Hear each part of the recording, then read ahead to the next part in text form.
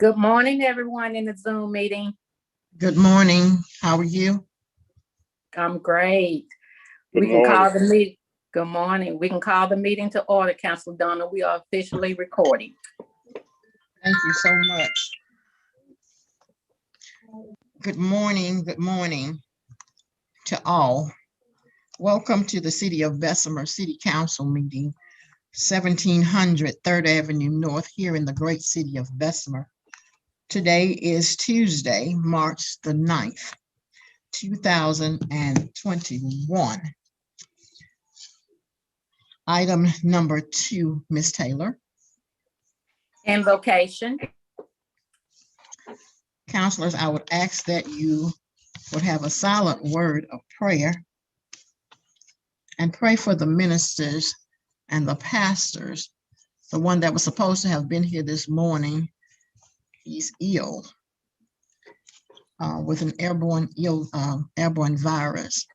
Let us just say a word of prayer, not only for him, but for the city of Bessemer, Jefferson County, the state of Alabama, and this great nation. And this nation. A word of silent prayer, please.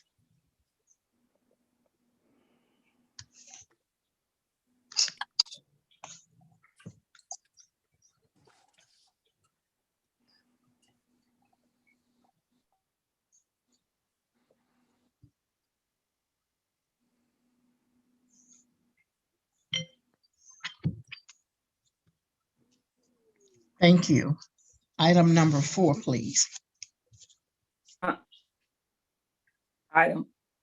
on item 3, roll call. I'm sorry, Ms. Taylor, item number 3, please. Okay, roll call. Councilor Hero. Alexander, Present. Councilor Collier, Present. Councilor Crusoe, Councilor Crusoe, Councilor Marshall, Present. Councilor Thickpen, Present. Councilor Matthews, Present. Councilor Donald. Present. We have 6 present, 1 absent. We have a quorum. Thank you. Item number 4, please. American Red Cross. Good morning, Ms. Stephanie Holcomb. Are you on the line? I am. I'm here. Thank you all so much for having me. Can you hear me okay? I can hear you very well. How are you this morning? I'm doing really great. And I just want to say thank you all for having us this morning. I believe my coworker Dee White is on here joining me. I'll just make this very brief and just give you all just an overview of why I need the Bessemer Civic Center, and just give you some dates and ask you to carefully consider it. I don't know that how many of you know this, but Alabama is considered an import state. We do not collect enough blood in the state to meet our patient and hospital needs, so we have to import from our neighboring states, Kentucky and Tennessee mostly. So we import about 30,000 pints per year into this state just to meet our need. And I don't know how many of you guys know this, but the American Red Cross is actually the supplier for every Birmingham hospital and many of the outlier hospitals. We also supply the UAB and the UAB sickle cell program.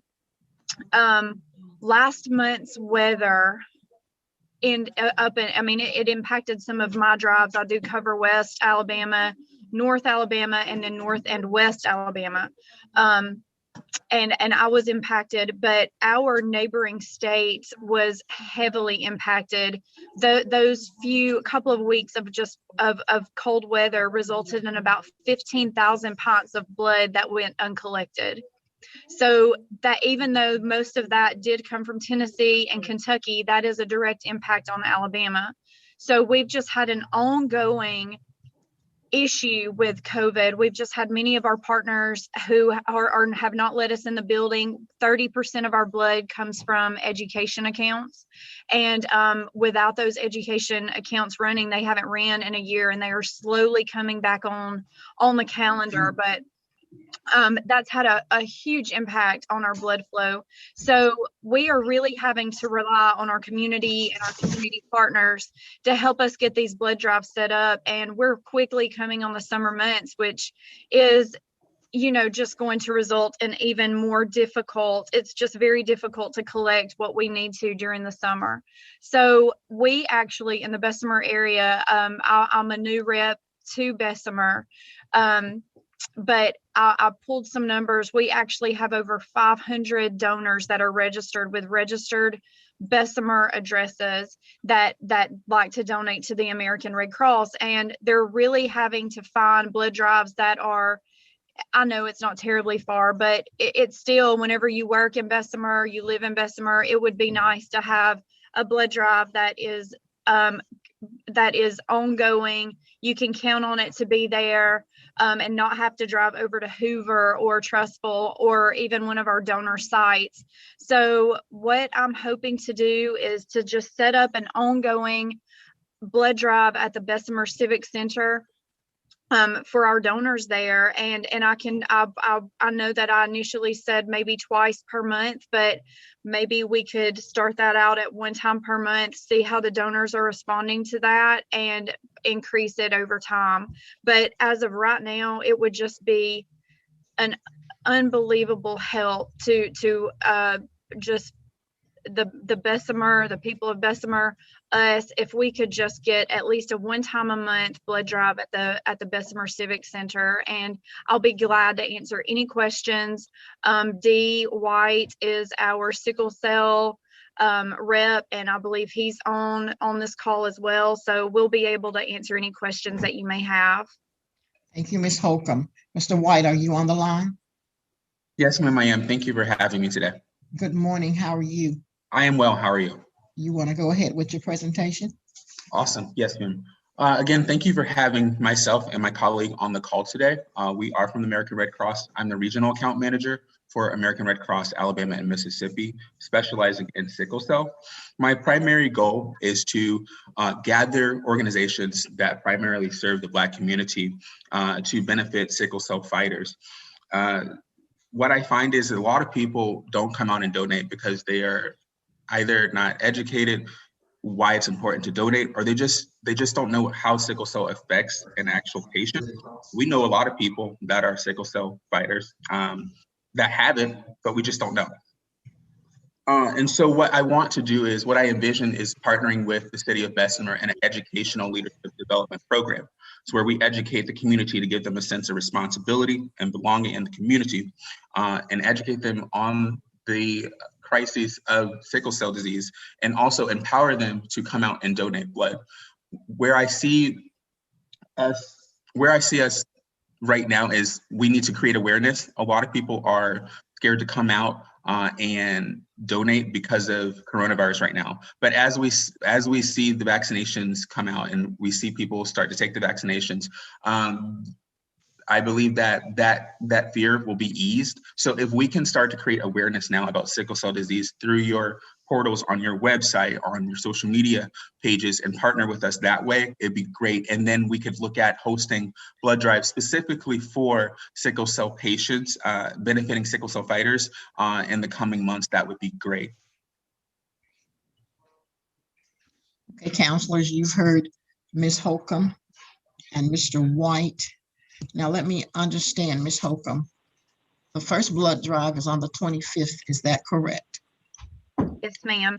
And I chose that date because I actually have a blood drive at Lawson State Community College scheduled for that day.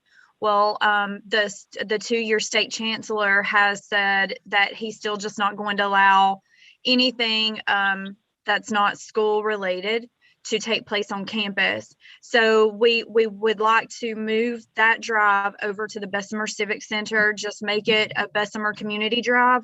And then I have just chosen a Tuesday for just one Tuesday of the month for the rest of the year. And I will be glad to email y'all those dates that I've looked at and see if a Tuesday would be good for you guys. It is, I chose typically the second Tuesday of the month, unless we just did not have staff available that's showing that day. But yeah, that's what we need. Okay.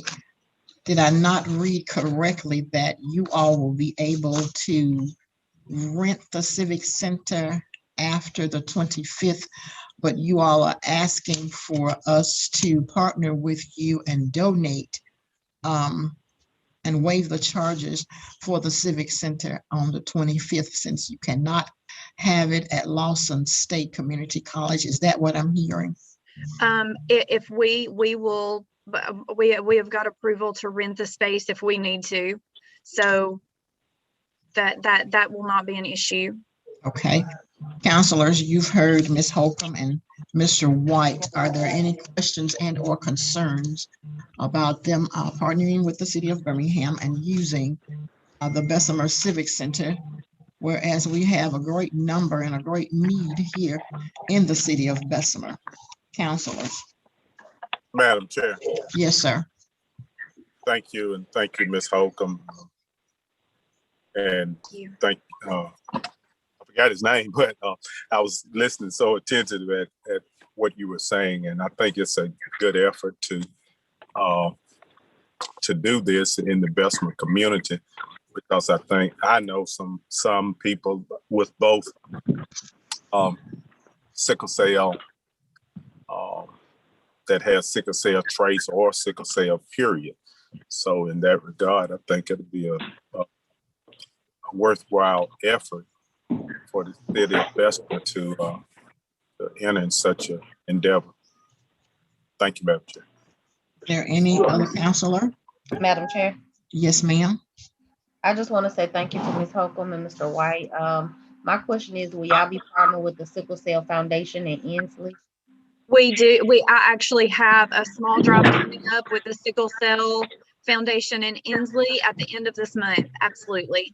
Good. I think, and I think this is so near and dear to all of our heart. I think one of the firemen, I think His daughter. yeah, it's sickle cell, and I know this is near and dear to the city of Bessemer heart. Thank you guys for bringing this to the city of Bessemer. I also have family that's affected by sickle cell as well. Thank you so much. Thank Any you. other counselor? Let us check the calendar. The 25th is on a Thursday, is that correct? Yes, ma'am. Is it the wishes of this council to partner with the American Red Cross to allow them to use the Bessemer Civic Center for a need that we need here in this city, a blood drive on the 25th of March? If so, please let me know. And we'll have a resolution ready on next week. Yeah, let's go for it. Yes, Ms. ma'am. Holcomb, Ms. Holcomb, Mayor Gully, are you on the line? Yes, I am. Good morning. Good morning, Mayor Gully. To all who is present. Are we having municipal court on Thursday, the 25th, that you know of? Madam President, I can check with the courts, and we can make an adjustment for that one day. Thank you, sir. I think the courts has been on Tuesday or Wednesday, but allow me an opportunity to check with a court supervision to make sure there's no conflict. Yes, sir, we will allow that. And Ms. Holcomb, the mayor will get back in touch with me, and I'll in turn have our secretary to get in touch with you with whether or not that day is available. But from listening to the mayor, it is possible that it is available. Thank you for your time this morning, and thank you for all of your efforts. Thank you so much for having me, and I'll be glad. Can I email just Angela the rest of the dates for the rest of the year? Yes, ma'am, you can, please. Thank you all so much. I hope you have a wonderful week. You do Madam the same. President, Council, and Mayor, thank you for having me as well. And you guys be safe, okay? Thank you, Mr. White. Thanks. Ms. Taylor, item number 5, please. Dr. Lakeisha George Bowles, Camp Bessemer. Good morning. Dr. Bowles, are you on the line? Yes, good morning, Council. Good morning. How are you? I am wonderful. How are you? Yeah, I'm great. It's been a while. It's good seeing you. Yes, it has been a while. Great seeing you as well.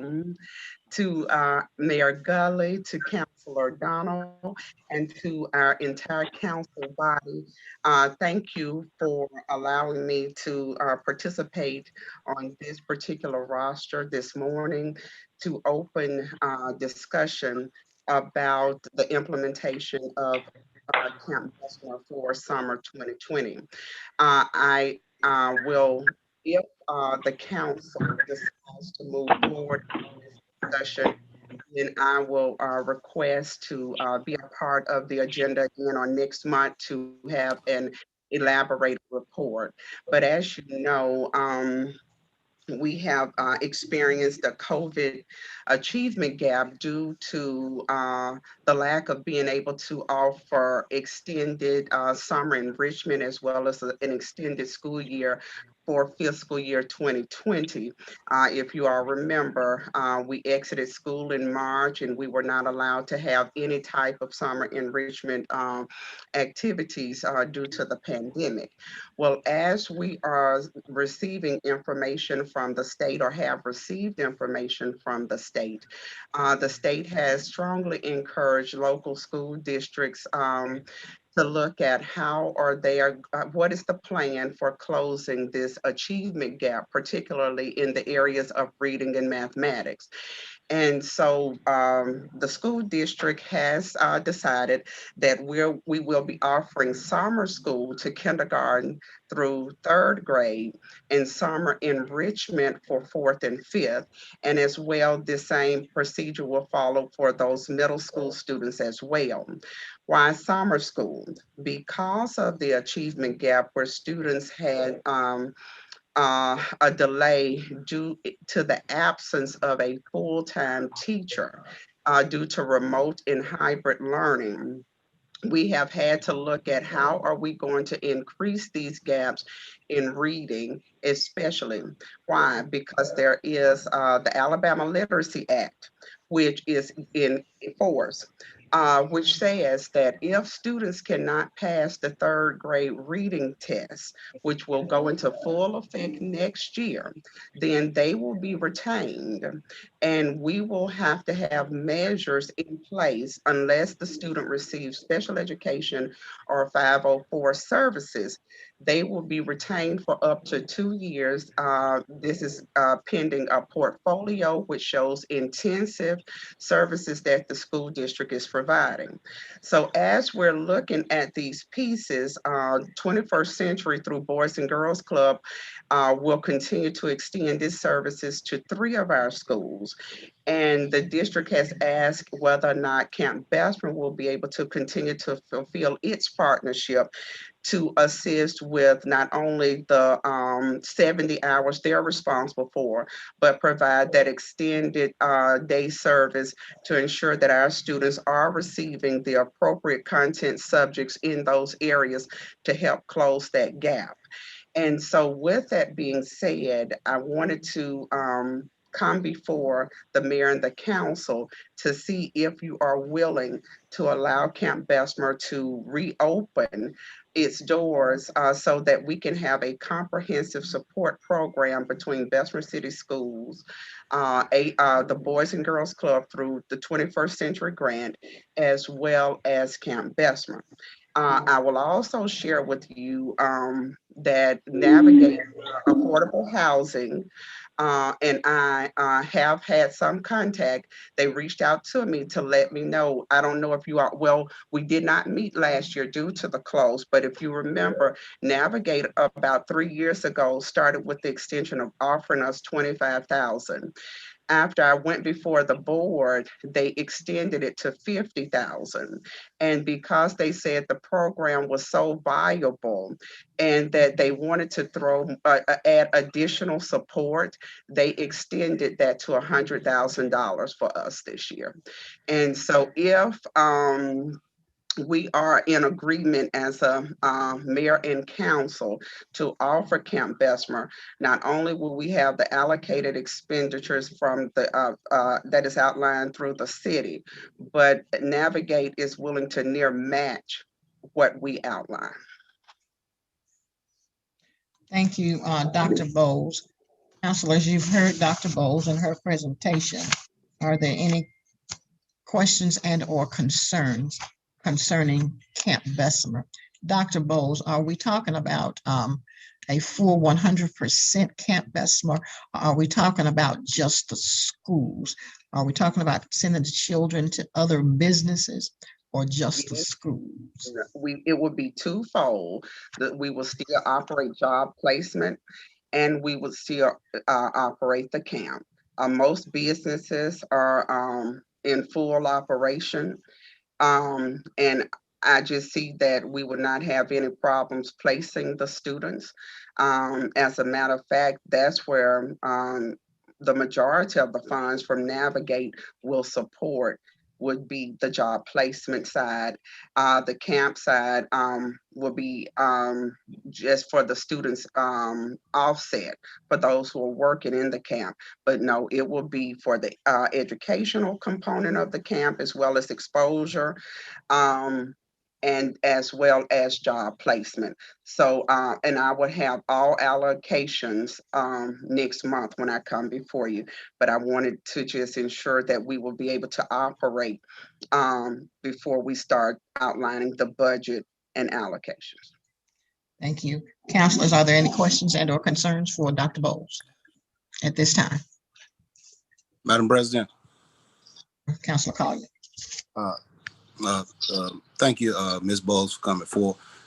This is kind of what Ms. Bowles is going on. I would like the council as well as the mayor to get together and see can we start reopening everything that we closed due to COVID, since we're looking over opening everything that Ms. Bowles has brought forward. Maybe we can put everything together at one time before we won't have to come back. Thank you. Thank you, Councilor Collier, for those comments. I was going to ask the council to do a special meeting after the governor had come back on the 9th of April to give us her presentation. And I know that she said that she would open everything up by the 9th or on the 9th, and it would be up to the individual municipalities, business and or to have us to continue to wear the mask. But thank you, Dr. George. The council will get together with a special meeting and discuss among itself. And we will let you know whether or not the council and the mayor have decided to have Camp Bessemer for 2021. Okay. And may I ask one additional question, Councilor? Yes, ma'am. Yes, ma'am. Will that be known, because I still have to put it on the board's agenda for the approval of the buildings? We've started conversation between the superintendent and director of curriculum and instruction and myself, but will there be a deadline so it can get on the board agenda for April if you all decide to move forward? Yes, ma'am. I will ask the mayor to look at his calendar this week to see if we can discuss this. I know that time is far spent, but to discuss Camp Bessemer and his job placement and educational. I know that the children need it because the ones that we have visual at the daycare center truly need to come back into the schools to take care of their classwork. But I'll ask Mayor Gully if he would look at his calendar and see what he has available this week. If not this week, the first part of next week. And we can go ahead and let you know. That way we can get everything done that needs to be done. Okay, and thank you so very much, Mayor, Council, President Donald, and to the entire council body. And Thank have you a so good much. rest of the day. Thank you. You have a great day now. Thank you. Bye-bye. Item number 6, Ms. Taylor.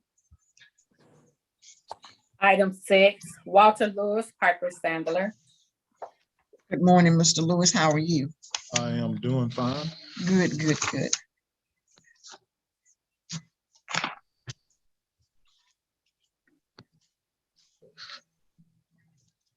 Are you ready, madam? Yes, sir, when you're ready. I want to thank the president of the council, the mayor, city, as well as the council for this opportunity to come before you and present a presentation as it relates to the city's outstanding bond debt. Do believe there's some opportunity here for the city there to take advantage of, and something we've talked about a little bit in the past as it relates to this particular issue, and wanted to kind of go through it with you. I want to preface a couple of things before I get into the presentation. I have given hard copies to all of the council members and the mayor, Keela, as it relates to this. And, there were several calls between Friday and yesterday in terms of just asking some questions. I really appreciate those that reached out to ask those questions. That's great. There where we can just really get understanding on it. The numbers, because it is a lot of information here. So feel free in this discussion that we have, if you have questions, feel free at any point to ask me questions there where I can get those questions answered. Want to call to your attention a couple items there. The refinancing or refunding numbers in the report, they're dated as of March 1 of 2021. There, I wanted to update the refunding just to give a picture for the city as it relates to where the real market is on the refunding. The mayor and I had an opportunity to meet the first week in February, I believe, or so, as it relates just to talk about, just these opportunities, whatever. And we went through several scenarios. There are some road funding numbers in the back there. I did not ask my analysts to update those numbers. So what I've done is I've given you some projections there that we'll go over in just a moment as it relates to those numbers. And I'll give you an estimate as it relates to what type of funding that may be available for city if the city chooses to move forward relative to trying to fund roads for the city, there. So also there's one other issue too that I had an opportunity to visit with the city's attorney as it relates to just the structure, some structure relative to the TIF. We'll get into that as well. But what I wanted to do on this report is just give you an idea of some of the opportunities that are available for the city, and just all the key points or the key items, the technical issues that you have to get involved in. If the city chooses to go forward, we'll get involved with those and we'll update the city in terms of as the process moves itself forward, where we are and what we can reasonably expect from this financing. The market is changing. I know when the mayor and I met, we had $5.3 million of savings there on the refunding. Now, based on this market here in March 1st, we're at 3.6 or so. So things change, and but I think it'd be in the city's best interest, there just to try to get this opportunity ready to position yourself so you can be proactive. And then as we go through all of the processes, the thought process, we'll talk through each and every item, that may be presented to you. So I wanted to put that out there at the beginning. And like I said, when I get into this presentation, if you have questions for me, just feel free to ask, there, okay? I'm gonna ask you to turn to page number 4. That's our debt overview there in your booklets, if you have them. The city has 5 different segments of debt, okay? You have the general obligation debt, which is at the top. There you have 4 issues that are in the general obligation category. You have some water warrants that are outstanding there that the city has 1 issue relative to the water distribution. And then you have one issue outstanding relative to the city's water treatment. Okay. And then you have electric warrants that are outstanding also. There are some opportunities on the electric warrants right now. There have been a little bit of discussions on that. That's something that may want to talk about sometime in the future relative to how to deal with that. Back before the first of the year, I brought to the city the library warrants. In terms of refinancing those, you see those, there in terms of the limited obligation library warrants.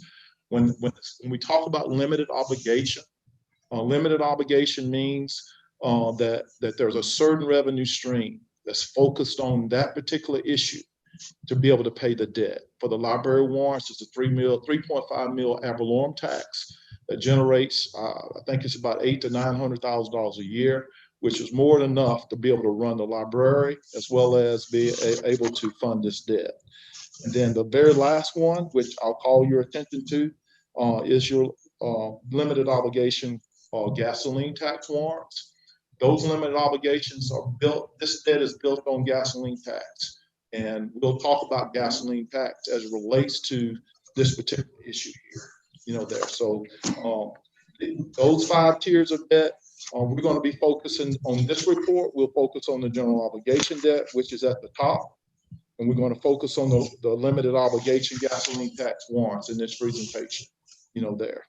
I want you to look at the top there in terms of what's outstanding with the general obligation warrants. There are several columns there. The first column, it says amount issued with this report. When we actually did these deals, or the city actually did these deals, it was 66.7 million that was issued. Right now, what's outstanding is 52,500,000, there.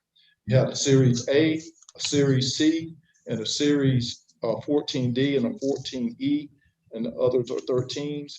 And all of them have different revenue sources that are involved, with those deals in terms of how they're paid, there. Talking with Shan, the Series 13, 2013C, which we'll talk later about, is tied in with the TIF district and maybe another financing there. We'll have to work out those particulars as we go. You look to the third column, it says par callable. Okay.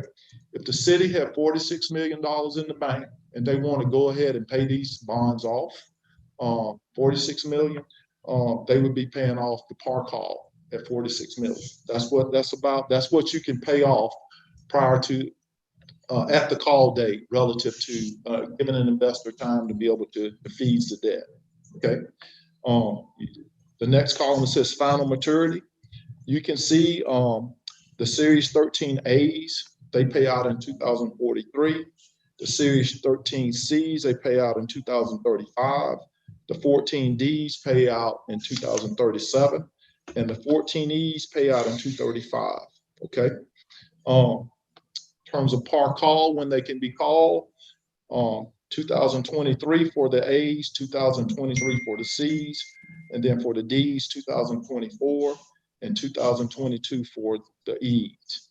I want you to pay close attention to the rates over here to the right.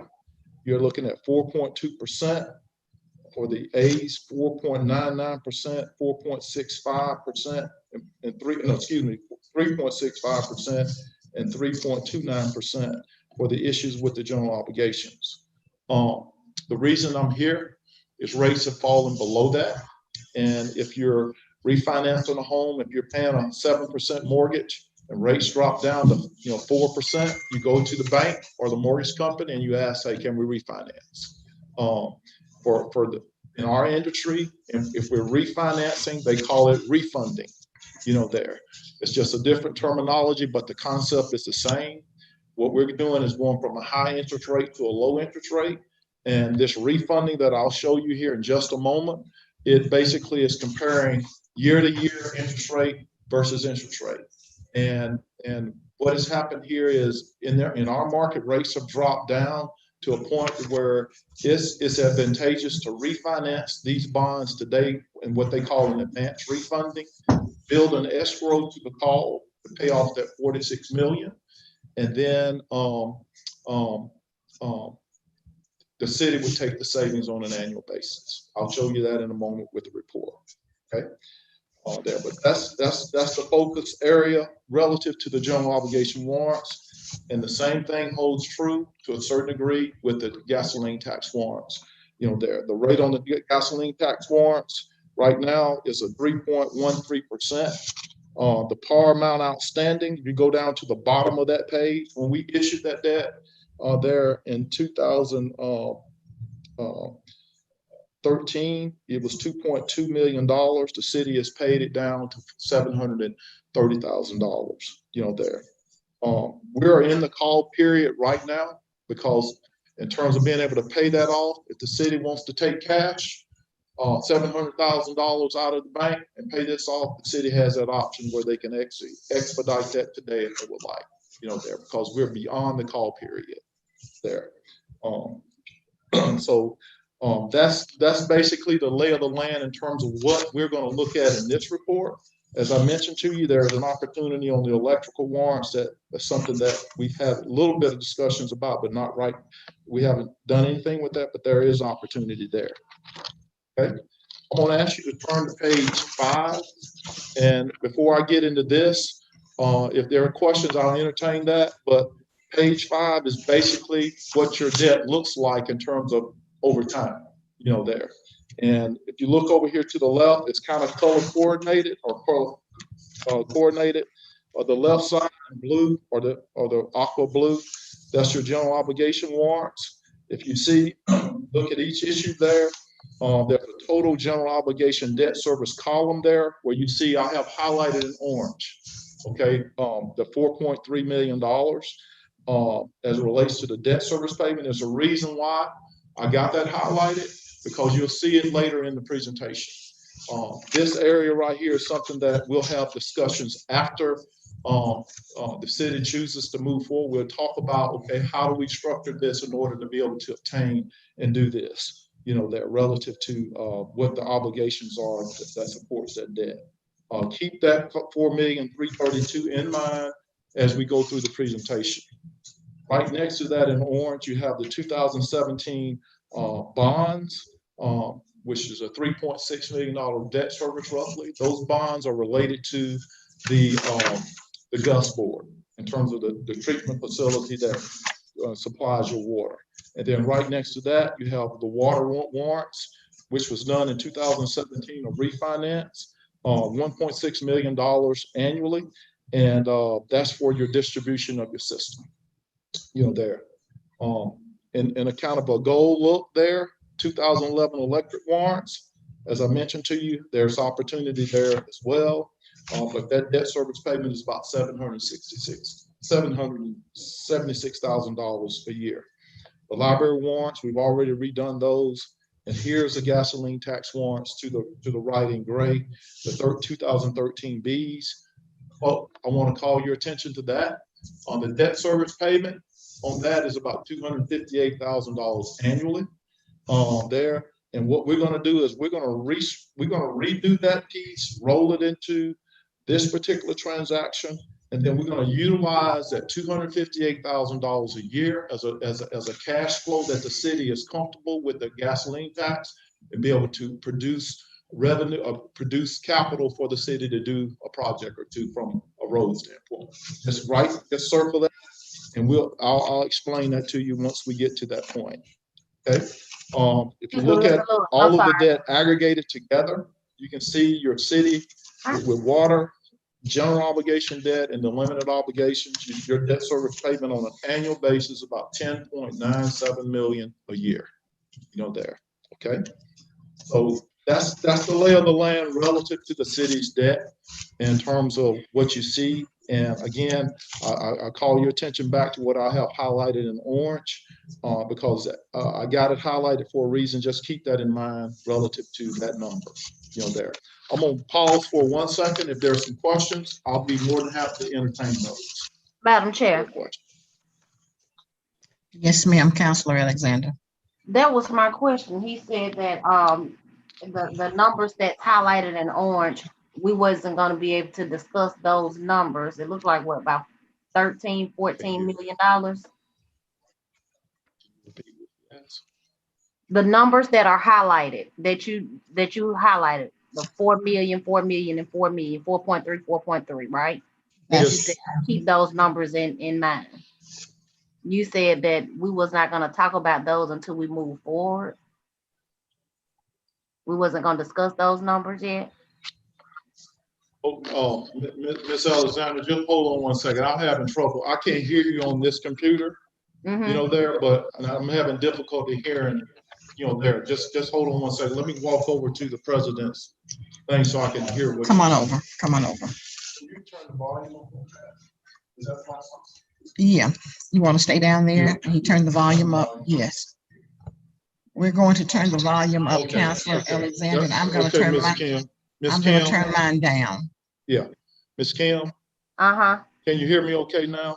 I can hear you. I can hear you too now. Go ahead and ask that question. I couldn't hear any, you know, what you're referring to on that. You threw me off when you said that keep those numbers in mind. It looked like about $14 million that's highlighted, the 4.3, 4.3. And you said Yes, that ma'am. later Yes, on ma'am. we'll discuss those once we go into agreement. Why not discuss them now? Why We're getting ready to on this next page what we're going to. Okay, and then I heard you said something about the road pavement or something to do with the road. That's in here as well. That's in Now, here as well. okay, let me ask you this. Well, who Yes, ma'am. chooses what roads to get paved if we do go into agreement? How we know the roads are going to get paved in our districts? Who chooses the roads to be paved with this money? Miss Alexander, I cannot answer that, but that's something that the city and the council administration will work out amongst yourselves as it relates to that process. But that's just out of my area there. My job is just to figure out a way to, you know, get the funding here. And refinancing these, how much burden will it be on the citizens of Bessemer? How much more money will they be paying towards paying this bond off? That's something that we're going to get into so you can actually see it as it relates to the debt structures that I'll show you. Just follow along with me, and I think I can address those issues as we go. Okay. All right. Any other questions? Okay, let's turn over to page number 7 in the presentation. Okay, if you look to the left, it says refinancing or refunding summary as of 5/1/2021 at the top. And then if you look at the debt structure there, it says par refunding. There's that 46,000,004 roughly. We're looking at refinancing or refunding 4.30,000 in warrants. This is a general obligation here. And then there are going to be about 13.2 million that we're not going to touch. And the reason we're not going to touch them is it doesn't make financial sense. The interest rate, we're not generating the savings that we're generating on these other warrants, in terms of the savings. So we're just going to leave them alone and we'll leave them outstanding. Okay. Now, I want you to look at the other side over there. You see in the middle of that, I got 6 columns there. In the middle of that column, it says unrefunded bonds. You see that? It says 82,000, 2.4, 2.3, and then 822. That's that 13.2 million right there that I'm not touching in the pro forma. So I'll get to that in just a moment. If we were to refinance, well, let me just back up. Up here it says average coupon refunded. There's your interest rate in terms of all of the warrants outstanding, added and aggregated together is 4.34%. But you go down to the bottom there to redo these warrants, you're looking at issuing about $51.2 million. And you can see, if you see true interest costs, your true interest cost today or back on March the 1st was 2.66%. Okay. So you're going from a 4.34% rate down to a 2.66% rate, roughly, with this particular transaction. And it's going to generate a present value savings down at the bottom there, highlighted in bold, black, 3.7 million. That equates to about 8.02% in terms of savings. Okay. As I mentioned to you earlier, the mayor and I, we had an opportunity to meet the first week in February. And that 3.7 million was 5.3 million. Okay. This is just a normal occurrence in the marketplace. The market goes up and down in terms of rates, but there is opportunity. It's been all over the board, and I have a slide in here just illustrating us, doing analysis on this transaction all the way back in, October 2020, what the savings looks like. I'll get to that in just a moment. Okay. This structure right here is net of the cost of actually doing the deal. If you look at bullet point number 3 down here at the below, there was some questions about costs. I'm estimating. I've talked with some attorneys, but I haven't actually got costs per se, but I'm just estimating a fixed cost of about $150,000. I'm estimating underwriter's discount of 1.25%, there. But those are just estimations, and that's, I'll have to sequester all that information as we go relative to that. Okay. Now let's go over to the right. Okay. If you look at the second column from the left, it says prior debt service. Okay. That 46 million that we're talking about refinancing right now, it's in that prior debts. That's what the city's paying on an annual basis on the debt, on that 46 million that we're actually, going to refinance. You're paying 965,960, 1,931, 1,981. Then it jumps up to 3,508, and then you got 4 million all the way there, all the way out until 2034, 35 or so, and then it drops down to 3.2, and then in 38, you're looking at it drops off to 1.9, all the way out to 2043. This refinance, we're not extending debt. We're keeping the debt structure the same. And as I showed you on page number 5, there are debt services that come in, they pay off at certain times. Some of them pay off in 37, one of them will pay off in 35, 2 of them pay off in 35, and then one of them will pay off in 43. We're keeping the debt structure basically the same, and we're redoing it at a low rate, which is the next column over there. You can see the debt service payments are a little bit less there from a refinance standpoint. And we're in that middle column there where it says unrefunded bonds. Those are the bonds we're not touching right now because it does not make financial sense to do it. And then, but we're taking into account the new debt service that we come up with, plus what we're not doing. And there you go. There's that orange highlight that I was talking about right there. Now, one of the things that we'll have to discuss is this. Right now, the city, during those years, you're paying $4.3 million roughly. Okay. I had a thought and a suggestion relative to what I can do, for the city is restructure that piece to where I'm taking that 330,000 that you're paying with that 4 million, and I'm restructuring it where that number drops down from 4.3 million during those years to 3.99 million. Okay. All right. So that's a cash flow that the city is obligated to pay. The city is already paying it. They paid it in 2020. You're going to pay it all the way out to 2024. There. But if I can restructure that, reduce that number within that time frame, I'm freeing up $330,000 that's in the normal cash flow of the city. Okay. Potentially. That's something we got to work out technically from a legal perspective, so on and so forth. The city attorney and I, we had a conversation about this morning. We'll have to get back with you just to talk about that particular structure. But if I can go in and manipulate, restructure that piece to where I can free up $330,000 a year that the city is affording to pay. Yes. I can take that 330, and I'm going to show you in just a moment, to be able to help us pave roads for the city. Okay. And that's what we're after right now. So that's what this structure here in terms of this refinancing. There's some questions that's looming there relative to the structure of the deal that was done in 2013, and we got to get technical answers to. But that's just a part of the process in order to do that. There. All right, but you can see your aggregate debt service with the refunding and the what we're not touching. There it is right there in that new aggregate debt service column. In terms of savings, you can see the cash flow numbers there on the right there. You can see you're saving about 337,000, 339, 335, and then it drops off to 170, 165, so on and so forth, all the way down. If you add up those numbers all the way down there, that's $4.6 million of gross savings there, okay? In our industry, what we have to do with gross savings, we have to present value that number. We have to bring it in today's dollars, okay? And that's where we get the 3.7 million, there, okay? 3.7 million, we bring it over to the net present value column there. There's some bonds are sold in $5,000 denominations. If you wanted to go out and purchase one of these bonds, you would have to buy a minimum of 5,000.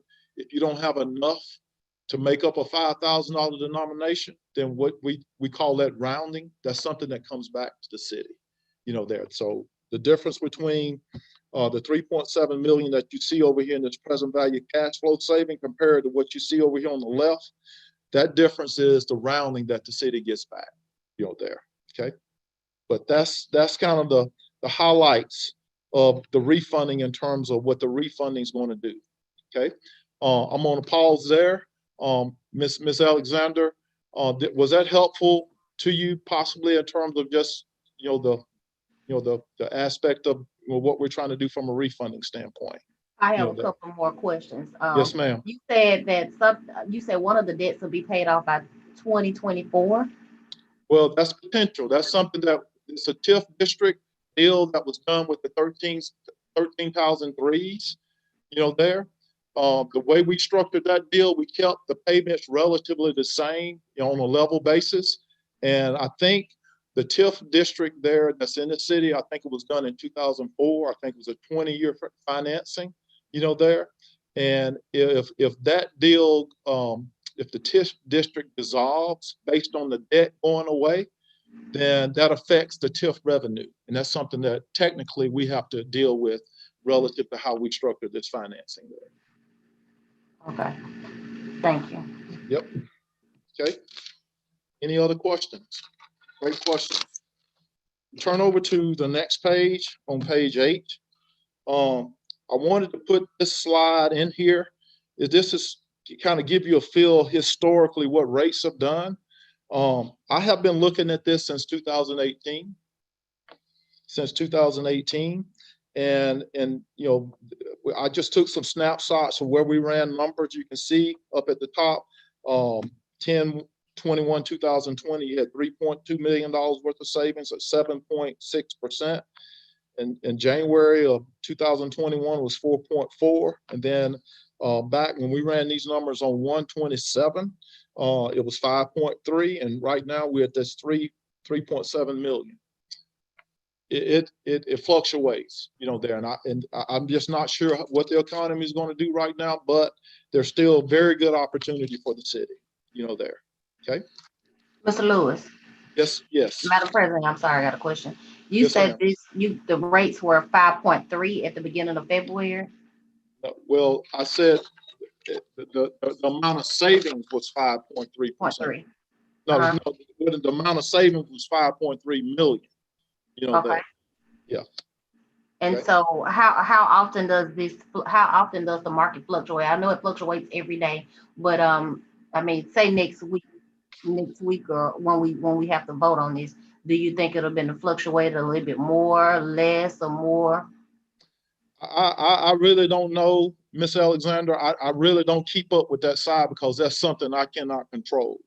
But I do know there are factors that go on in the marketplace that it changes every day. You can look at that chart.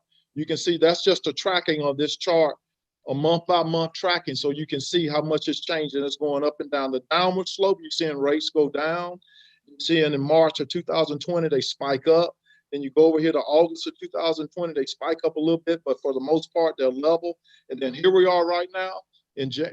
After January 2021, you see they're going up. A week and a half ago, we lost about 30 to 40 basis points. That was a $1.6 million hit to the city as it relates to savings. So I'm not sure when you see things going very well in the stock market, if the stock market is going up, that's not good for us. But if the Right. stock market is going down, the reasons it's not good for us is because people are taking their money out of bonds, a safe Right. investment, they're putting it in stocks where they can make more money, and it causes your interest rates to go up. But if you see something dramatic in the marketplace to where, some country just folds or whatever, where it reacts on the market, they go into safety. They start buying bonds, and that pushes your interest rate down. There. So those are just some just examples of what you watching television. You see something bad that goes on in the economy, the stock market starts going down. It's very good for a city because they're putting money into municipals. They're safe investments, and they're driving interest rates down. Well, I wish it would have came the 1st of February, so we could have got the $5.3 million savings as opposed to now is it the $3.4 million savings? Yes, it's 3.7 million that's on the table right now. Mm-hmm.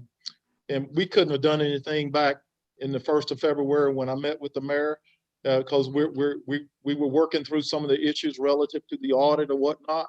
And I think those issues are working themselves out. So, there's just some things some things are coming together now. And like I said, you can get back on that trail relative to the 5.3, and the market moves just like it moves.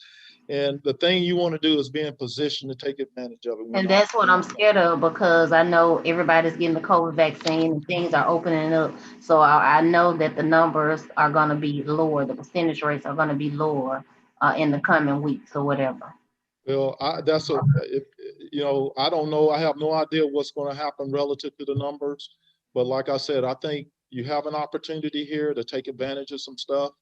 And you just need to get your stuff ready so that you can respond, be proactive, in the marketplace, and take advantage of the market when you have that opportunity.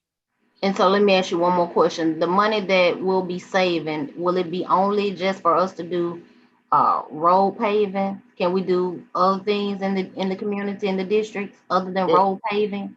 Well, that's a city's decision as it relates to that. What I just went over with you is that general obligation pot in terms of savings on the general obligation side. I've only shown you what you can do relative to savings on that side right there. I'm not including any new money here at all. There. Yeah, I understand that, but you kept saying, "Oh, we could use this for, you could possibly use it for road paving." So I was just trying to see, was this money going to just be specifically for road paving? Well, this is another pot. When we get to section number 3, we're going to talk about the road funding. Okay. Because remember I said you got a general obligation pot and you got a limited obligation pot. Right. Okay. We're getting ready to get into the limited obligation. And I'm going to show you how, if we can work out some of the particulars with some of the legal aspects of how we go about some of the geo stuff relative to that $330,000, then I'm going to show you there may be some opportunity there for the city to be able to obtain funds to do some road paving. Okay. All right. Okay, but I said other than road paving, that's what I was saying. Can we use the money for, if we use the money for some road pavement, can we do some other things in the district as far as tearing down homes, dilapidated houses and things like that? That's what I'm asking.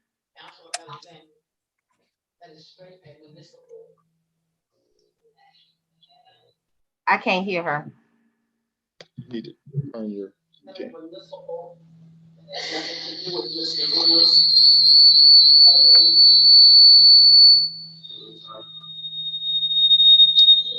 How do you do this? Okay, I'm unmuted now. Can you hear me, Councilor Alexander? Yes, ma'am. Okay, that's municipal. That's with the municipal government. That has nothing to do with as to what we're going to do with the savings. He's there to find the savings and render his decision back to us. What I think we need to do is set a special meeting just for this.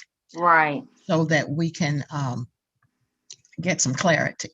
Yes. I see that you have a lot of questions, and nothing's wrong with that. I love them, but we're going to have a special meeting just for this, because we have two other presenters sitting here waiting to present. Mr. Lewis, will you be able to come back to us? Mr. Lewis will be back with us to have a special meeting just for the bonds for the city of Bessemer. Madam Chair. Yes, sir. So in terms of the road funding, Yes, sir.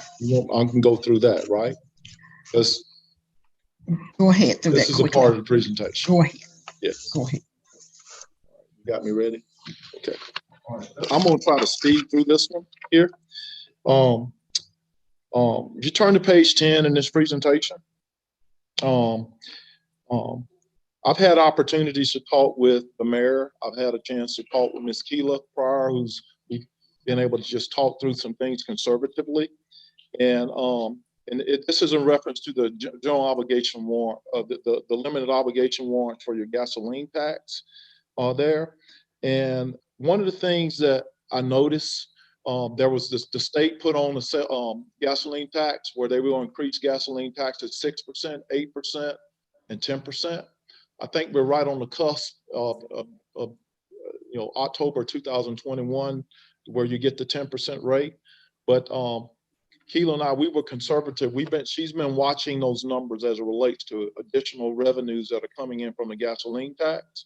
And we conservatively agreed that 75,000 per increment of additional gasoline tax funds, we felt like the city could conservatively generate. So what I want to do, in just the sake of time, I want to go to the right side of page number 10, and I want to go down to the bullet points, okay?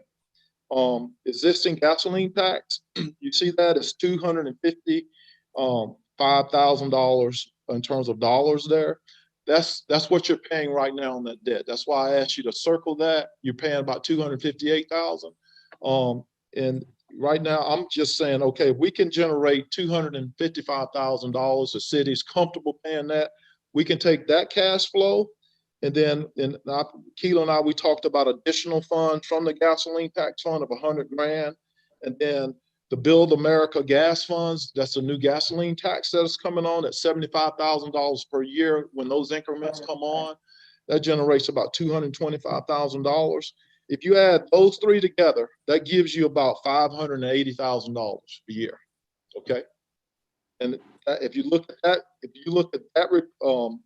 this chart here, it says gasoline tax warrants. The city could afford $580,000 a year. We can generate roughly $7.5 million in gasoline tax funds. This was based on 1/27/2021 in terms of when we ran these numbers. And then here's something that I wanted to call your attention to. If you go back and look at the general obligation cash flows, I had it highlighted in orange, that $4.3 million that we were talking about, $4,330,000. If we were to restructure, that's what I was showing you on the refinance, drop that number from 4.3 million down to 3.99 million. That gives us about $330,000. We can take that cash flow, bring it over here, and combine it with the cash flows or the 480 that you're generating with your gasoline tax. That gives us about $910,000 a year. Okay. If we were to do a financing at $910,000 a year, that would generate for us with those two components about 11.9 million. This is back in January, latter part of January. I would guess that I'm just going to be conservative to be probably 9.5 million now. Okay.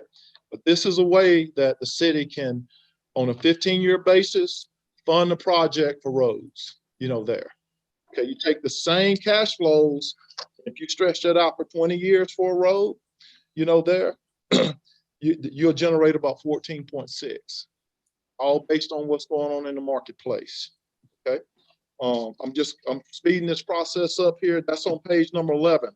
You look over here, it says project fund.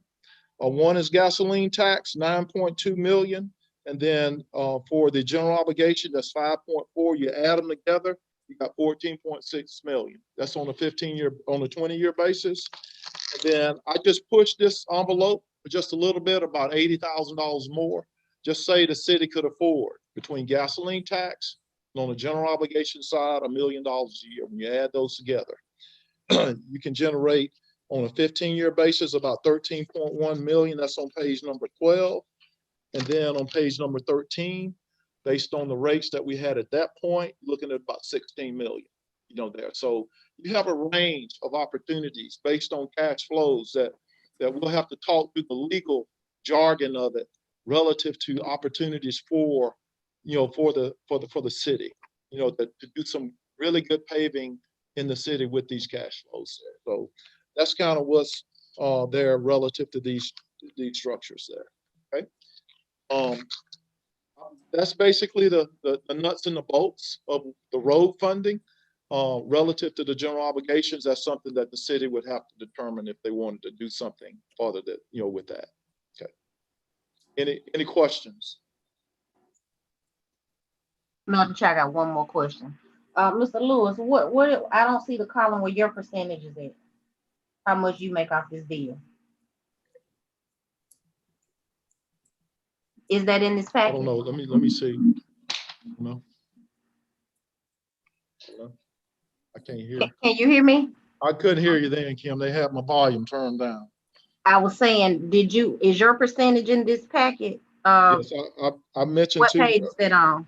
It's on every page where there's a report. I mentioned to you 1.25%. 1.25%. Yes, on every page. Thank you. Yes, ma'am. Madam Chair. Madam Chair. Go ahead, Councilor Matthews. Yes, there's the question that Councilor Alexander asked earlier that Mr. Lewis couldn't answer and can't answer, and that was and is who selects the roads. Well, in times, during this previous term when we had some road paving done, we collectively sat around and compromised and pulled back and added to in our districts, that is.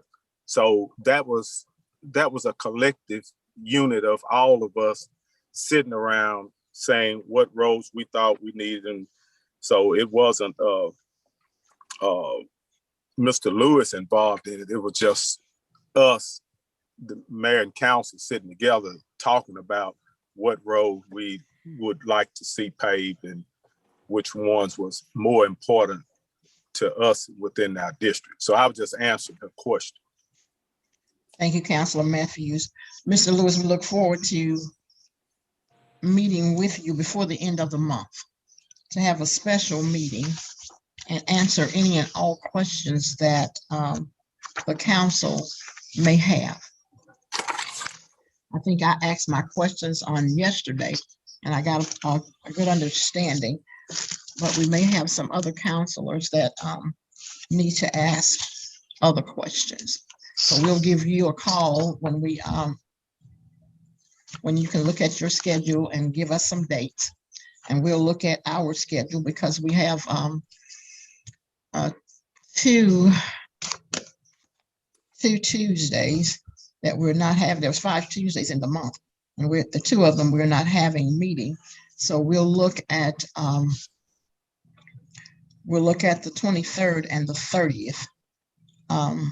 Mr. Lewis, just let us know which one is good for you and the council, what is good for you all, the 23rd and or the 30th, so that we can meet back with Mr. Lewis and he can answer all of our questions that we have, and we can decide whether or not we want to move forward with the savings for the city at the same cost and relatively the same use. Is that correct, Mr. Lewis?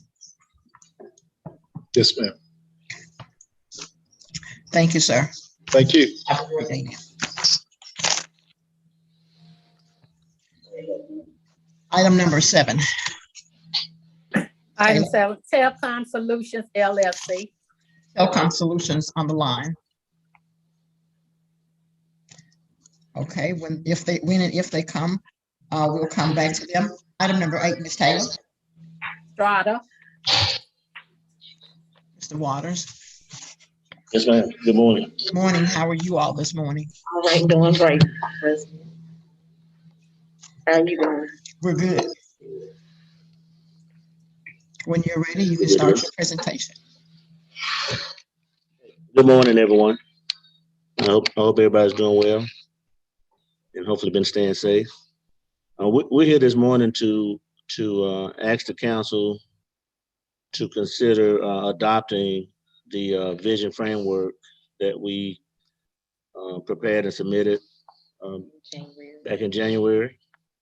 And we also wanted to, before the presentation you just received, we wanted to talk to you about the comprehensive plan process, which is what several of your council members asked us to be prepared to go through. And lastly, to ask you if you had any questions or if you even had a chance to look at the proposals that we submitted to the city a month or so ago. So the first thing we want to do is we went through a vision framework process the last quarter of December and submitted our findings in January. We think the vision framework was the initial phase of what should be the comprehensive plan, an important phase. And we think it would be prudent or proper for the council if they would adopt it as an official vision framework that leads into the comprehensive plan. We're also here to answer any questions that if anyone has about the vision framework document. But I think by now, most of you have had a chance to go through it, and we've answered questions as they've come in, but want to make sure everybody has its questions answered if we hadn't had a chance to discuss it. Madam Chair. Yes, ma'am, Councilor Alexander. Mr. Waters, phase 1 is complete, right? Yes. Yes. Okay, so are we trying to move to phase 2 now, 2 and 3, or? Yes, ma'am, we would like to. We think the adoption of the vision framework,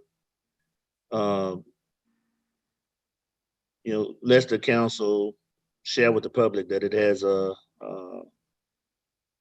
that this comprehensive plan is part of this process, and many cities and their council adopt the phases as they are completed.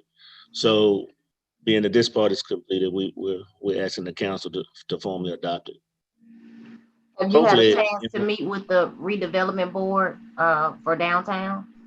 We have not, no, ma'am. Okay. Councilor Alexander, I don't think they've had their first meeting yet. I think their first meeting is sometimes this month. I don't think that they've had that first meeting as of yet. Can you hear me, Councilor Alexander? Yes, ma'am, I can hear you, and it will be a public meeting, right? It will be made public, right, for the public? Yes, ma'am. Yes, ma'am. It is. Yes, ma'am. It is. It will be made public. Madam Chair. Do you know if we have a president or a chairperson of that committee yet? Not to my knowledge. They have to have a formal meeting in order to select a chair, okay, and or secretary treasurer, and or secretary and a treasurer. They would have to have a meeting in order to record the minutes, in order to have a chair, Councilor Alexander. Okay, thank you. Madam Chair. Yes, sir, Councilor Marshall. And I just wanted to make the point that the only thing that this council does is appoint members. This council has no control in terms of how they operate and what business they conduct. They are a separate entity, from the state of Alabama, really, but they're in Bessemer, and they operate under their own guidelines and procedures. We don't have anything to do with what they do. You're absolutely right. If you all need the paperwork that came from the state of Alabama on your downtown redevelopment boards, I have it and I will send it to you. This city council does not go in and regulate that board. Yes, ma'am. I was just asking about the public meeting. Would the public be aware of the meeting or whatever? I'm not Yes. trying to regulate the board at all. Yes, ma'am. Yes, ma'am. They will. Madam Chair. Yes, sir. And I believe I read so much that my eyes got crossed last night. I understand. It was quite a bit of reading. But I did want to ask Mr. I'm bad with names today for some. Mr. Waters. Mr. Waters, as long as I've been knowing. I saw something in there about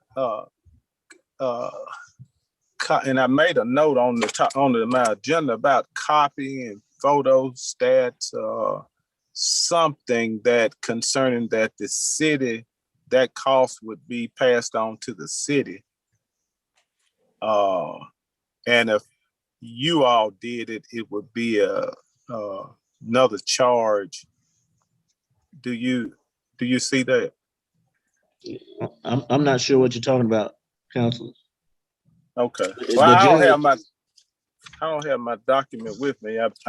It's probably in my chair where I left it last night, but can I I ask have you? everything. But I'll find it and give you a call. That'd be great. I was going to ask you if you did that. I'd be glad to answer that question.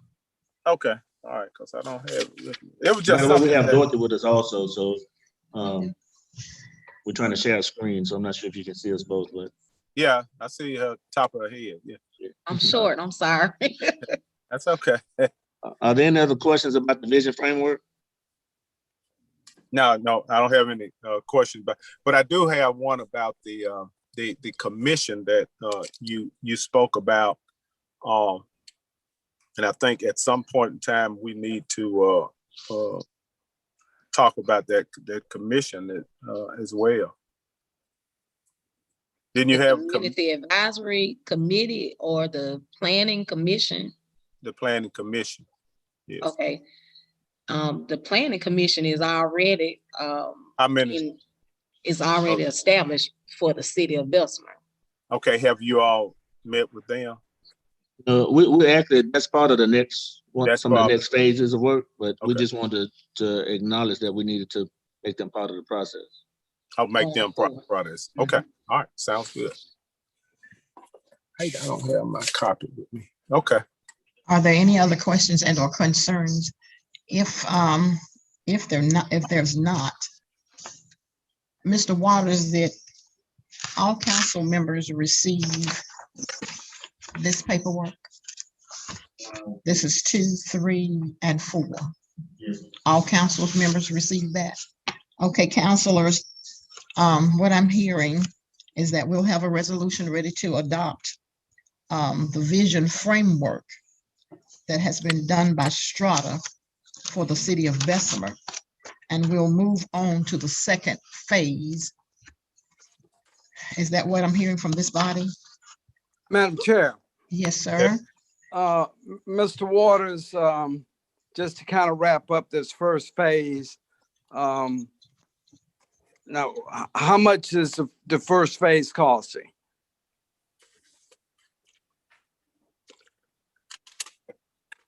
You're muted. Are you meaning the one that we just completed? Yeah, the one you just completed. Yeah. It was $48,500. Okay. All right. And then I got what Ms. George sent out. I saw it actually this morning. And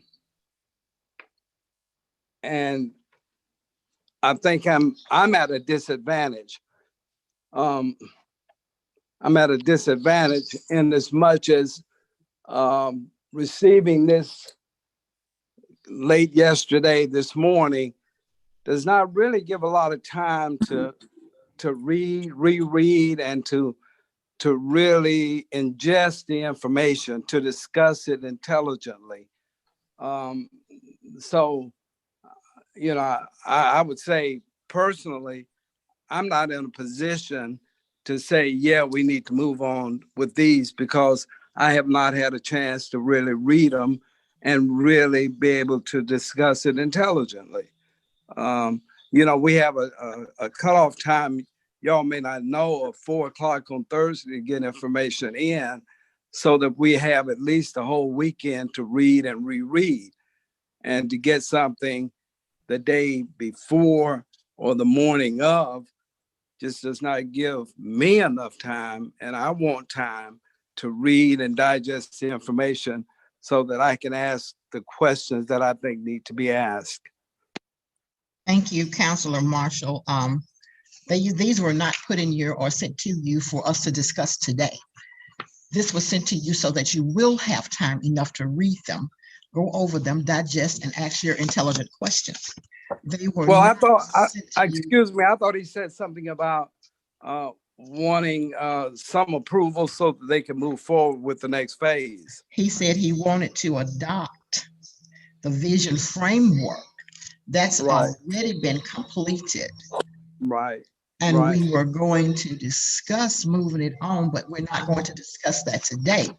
I, in turn, had him to put those in your, to send these to you so that you would have time to read them and look over them, write down, digest your questions that you have for the second phase of this project. Okay, I'm sorry if I missed. And Madam Chair. Yes, sir. Because of the presentations you've had before, we're going to run out of time required for us to discuss the vision, the comprehensive plan process. That was a request made by, I know, Councilman Matthews and I think Councilor Alexander, to talk them through how the comprehensive plan process works. Okay. These proposals are next steps that we thought were prudent to go into that comprehensive plan process, but we really would like the chance to talk, have a dialogue with the council about the process. Is there any chance we can? Yes, sir. There is an opportunity for you to call a special meeting, because all of us need to have a clear understanding as to what we're going into and how we're going into it. So as I told Mr. Lewis before you, we'll check to see what days you would like to come back, or you would like to do a Zoom. I like having you here in the chamber so that I can look at you. But we'll discuss. We don't have but 2 meetings and a planning session this week.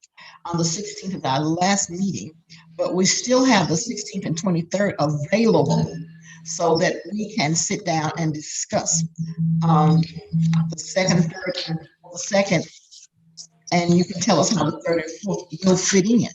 Yeah, and so those 3 you have we title them as work orders 2, 3, and 4 because of the type of contract we have with the city. Okay. And so each time we get a task or an opportunity to work with the city, those will be separate task orders, and that's how you keep up with the work assignments that we get. Okay. There is although these are phases of a comprehensive plan that we are introducing as next steps, there is a complete comprehensive plan proposal that we hope to submit to the mayor and the city on Monday. So when we talk to you about the comprehensive plan process, I don't have the map in front of me. When we come back to talk to you about that comprehensive plan process, we will likely also have the full comprehensive plan to discuss with you, and so that the council can decipher the scope of work. So when you speak with the mayor on, is that Monday? No, we plan to submit it to him on Monday. You're going to submit it to him on Monday. And I just want you to know, just as a point of reference, that when we come back to you, we will likely have a full scope of the comprehensive plan for the council, because we don't expect a decision on that once we present it, because that's going to take some. Yes, it is. True, that's why I said we call a so special meeting. We just want the council to be Right, we aware call that a we plan to special present that meeting as to well. do that, and that way you'll have time enough to answer our questions so that we will thoroughly understand what our city is going to look like when we finish. We're looking at, when you give that to the mayor on Monday, we have council meeting on Tuesday. And are you going to leave one for the counselors on Tuesday, or you're going to wait and speak with the mayor before you leave one with the counselors? I was going to submit it to the mayor and give him time to give feedback and then present. Okay. I don't mind sharing it. I can share it at the same time. You're going to submit it to the mayor, Process. give him an opportunity to look at it first, Yes, ma'am. and you answer his questions. Yes, and then you will be ready to give it to the council so that you can answer another round of questions ma'am. for the council. Yes. Okay. Madam Chair. Go ahead, Let me Councilman just, Martin. Go ahead. okay, thank you, Councilman Matthews. Let me just say one other thing. Yes, sir. The first phase, Mr. Waters and Strata are asking us to move forward with accepting, okay? But I also hear Mr. Waters saying that they came with the intentions of perhaps going over some of this information that was emailed to us yesterday. Am I right, Mr. Waters? Were you not planning to try to cover some of this with us? Council, we were planning to go over the comprehensive plan process because we were requested at the last meeting to be prepared to do that. Time has run out, so we're not going to be able to go through that process at this time. Yeah, but yeah, you were intending to try to go over this, right? The comprehensive plan process, not the proposals that are in front of you. Okay, all right.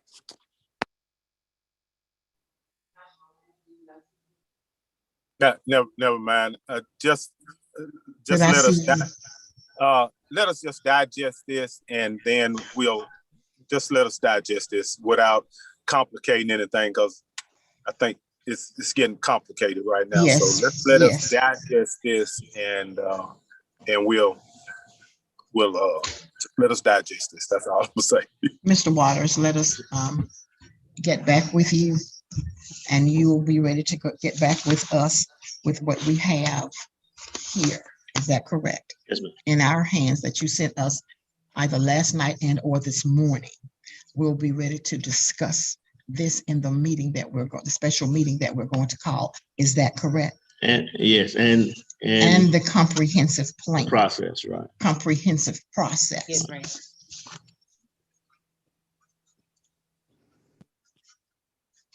Thank you all. Is that okay? That is fine. Okay. Yes, ma'am. Do you want to say something, Ms. George? No. As you just standing back there looking, is there something you need to say? No. Hope you all have a blessed week. Thank you. Thank you. We look forward to seeing you either next week or the week after. Is Telcom Solution on the line? Number 9, Ms. Taylor. Create Birmingham. Gully is Create Birmingham on the line. Yes, Madam President. Madam President, yes. Well, hello. Mr. Buddy Palmer is on the phone from Create Birmingham. Mr. Palmer, you've been holding on for a long time. How are you this morning? I'm well, Madam President. I'm a patient man. Well, good. I'm glad you're patient. You can start your presentation when you're ready. Thank you. As you and your esteemed colleagues may remember, we have been in conversation with the mayor's office about providing small business support services to your small business owners in Bessemer, specifically related to the impacts of COVID, emergence from the pandemic, and future sustainability. And I spoke a little bit about our programming when I was here before, but just to refresh the memories of the council members, we are a 17-year-old organization. Our really primary area of focus is on creative industries, which include food and beverage related, design related, the arts, performing and visual arts and crafts, film and media, but we really, our small business support services really are geared to Main Street, mom and pop types of businesses, which are the majority of our small businesses, many of which were the first businesses affected by COVID and will be among the last to fully recover. And that is where the last year we really have focused our efforts. We are relational economic development, which means we put our efforts into really knowing the constituents we serve, understanding what their challenges are so that we can really customize our services to fit their needs. We understand that that entrepreneurs find their ways to us across really all parts of the small business spectrum. So we serve people who come to us with only a concept in mind, and we help them get that idea that's in their heads onto paper, maybe for the very first time. We probably, the majority of the people that we serve are in the first few years of testing and in business. And we also serve entrepreneurs who've been in business for a period of time, but for a variety of reasons find themselves stuck in their business model, which many people have found themselves stuck, and certainly in this last year, or people who are have a very robust business, but have a new product that they want to bring to market and are trying to work through what that looks like, or people who are looking, who have a product for which they are looking to expand a market, and we're helping them think through the ways that they can strategically find new audiences. So we have multiple pieces of curriculum that address all of those aspects. Over the last 6 years that we have been doing this very specific work, we have had probably close to 300 participants go through various aspects of our curriculum, many dozens of new businesses that have launched. And just in terms of the demographic of our participation, probably about 50 to 55% of our participants are entrepreneurs of color. About 65 to 70% of our participants are female entrepreneurs. They tend to really segment in a handful of entrepreneurial areas. Food and beverage is a pretty high percentage, more than probably 30 to 40% of our participants are in food and beverage related. Probably our second largest segment is wellness related. That's anything from health coaches to gymnasiums to yoga instructors, anything really to do with health and wellness. We have a growing retail segment. So that gives you a little capsule of who we are and what we do. And I know that before I really was not able to address questions that the council members had. We ran out of time for that. So I really wanted to open up the majority of my time for questions that council members may have. But I will say that in closing, that we appreciate the invitation from the mayor's office to come into Bessemer and to serve the small business owners. We understand, because this pandemic has stretched so much longer than what any of us hoped, every day is critical. And we hope that we can launch these support services soon, and that we are coming in with a full offering of services.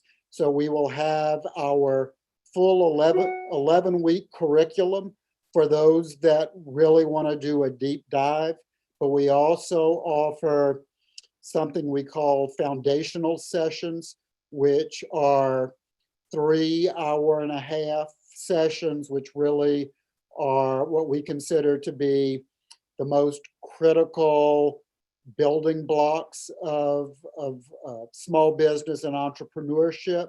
And along with those, we offer something that we call Create Consults, which will be bringing subject matter experts targeted to the specific needs of the entrepreneurs who are participating in the program. And of course, the city of Bessemer has taken a really significant step for the participating small business owners by saying at the very end of the program, Create Birmingham will work with those participants to identify financial needs, and the graduates of the program will have up to $5,000 available to them from the city's COVID relief funding to help support immediate needs for the sustainability of those businesses that are participating. So with that, Madam President, I want to open up to questions that council members might have, or some further comments from the mayor's office. Councilors, you've heard the presentation coming from Create Birmingham concerning the CDBG-CV grant fundings. Are there any questions and or concerns? Madam Chair. Yes, ma'am. Yes, I have a question, Mr. Palmer. What is the percentage? How much will Create Birmingham get for running this program? So my understanding is the total amount of dollars allocated for the program is $115,000. Create Birmingham's total is $95,000 of that is for that $5,000 per participant. So that is a $20,000 administrative fee. But of that $20,000 administrative fee, there is $5,000 plus that is directly targeted to the facilitators of the program, meaning those people who we pay to actually lead the curriculum. So it's about $8,000 to $10,000 administrative for Create Birmingham. So you'll be helping what, like 19, 20 businesses, or 19 businesses? So, yes, ma'am. At $5,000 a piece? That's correct. Or per business? Yes, ma'am. Thank you. Councilors, are there any more questions and or concerns? Madam President. Yes, sir, Mr. Collier. Councilor Collier. We want to thank you for coming on this morning, providing the information, especially for all the businesses in downtown and other areas around the city of Bessemer. Mr. Palmer, question. Yes, sir. I heard you speak about the classes. So with these classes, other monies that's out there, this is the way to teach them how to gain the what I'm trying to say, how to gain availability for the other monies that's out there for them to get to going through this process that what you have. Well, this is really about the fundamental building blocks of starting and running a small business. So it takes into account really understanding who your customer is, the problems in your customers' lives that you are solving for them, marketing strategies to reach your customer with your product or service, all about the financial aspects of running your business, what your startup costs are, your ongoing cost, how to reach your break-even point, understanding scalability of your business and how you recognize sort of those benchmarks for scaling up your business. A distribution of your product or service. So those are the sort of elements of the curriculum itself. Yes, sir. You answered pretty much Okay. basically one-to-one. Yes, sir. Thank you so much. Thank you for the question. Madam Chair. Yes, sir. Councilor Matthews. Yeah, it's not a question. I think at this point, these monies are available from a CDBG standpoint to assist these businesses in our downtown that some of them have been, hurt by the pandemic and COVID, and they need to understand those financial undertakings and about marketing and how to get their products out there so people can see what we have investment to offer. And and I know some people may not think $5,000 is a lot, but I think this would be a shot in the arm for the to start. The legitimate businesses investment that qualify for this. So thank you for your information, and I think we need to go ahead at our earliest so our businesses can capitalize on these $5,000 per, what do you say, 19 of them? 19 businesses, that's correct. Businesses, yes. Thank you, Madam Chair. Thank you.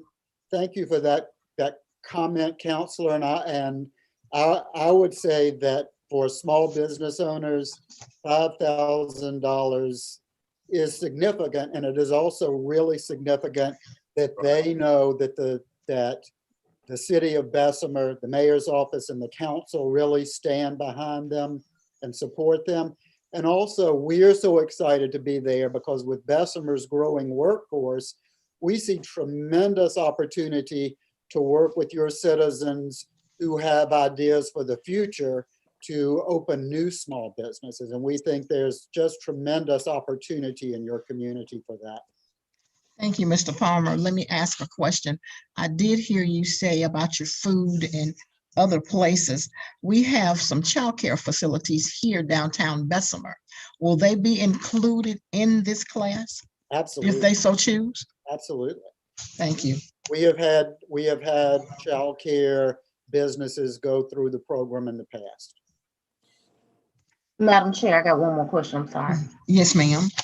Mr. Palmer, I know Mr. Collier asked you, will y'all be able to provide them assistance with additional funding?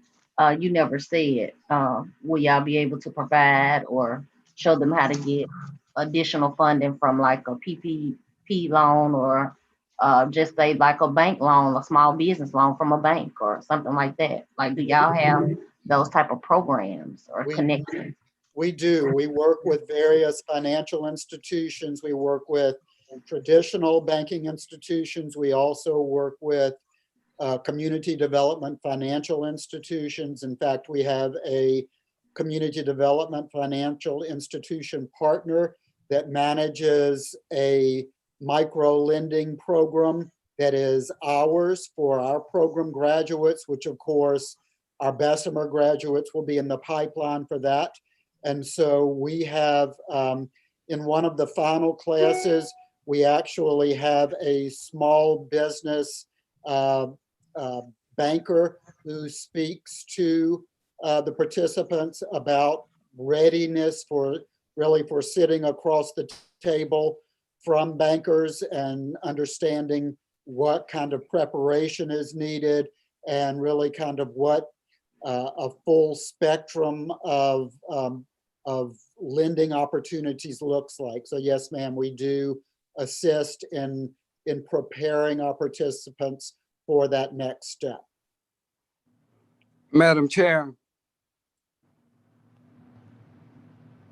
Madam Chair. Yes, sir, Councilor Donald. I'm sorry, Councilor Marshall. I have to mute and unmute myself. Okay, Mr. Palmer, thank you very much for your presentation. Madam Chair, can we go on and move this to the agenda for next week so we can approve it? We're already behind on that project, which we had presented to us, I guess, over a month or so ago.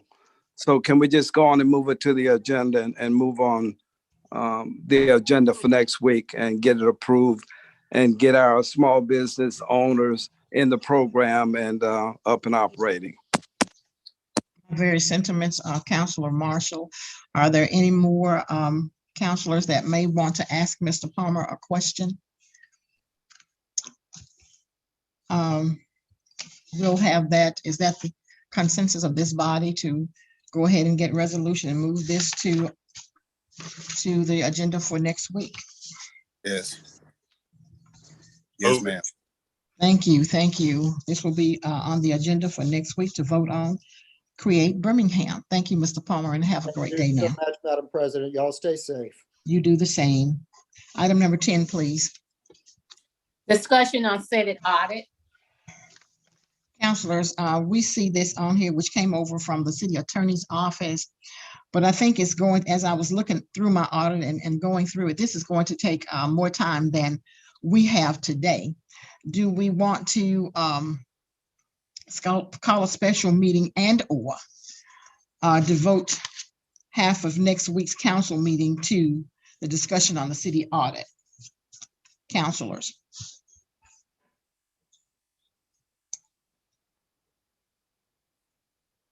My suggestion is we call a special meeting so that we can discuss the city audit, because it's going to take more than 30 and or 40 minutes to discuss this audit. That's fine with me, Madam Chair. Me too. Item number 11, please. Discussion on offer to purchase property located at 333 3rd Avenue East. Attorney Payton, are you on the line? Madam President. Yes, sir. Mayor Gully. That is a request that came to my office. Okay. Requesting from a Mr. and Mrs. Thomas at 333 3rd Avenue East. It's a piece of property that's adjacent to their home that they've been maintaining since the time that they've been living at that property. That request came, as you all see in your package, to purchase that property that they have been maintaining for an extended amount of time in the amount of $500.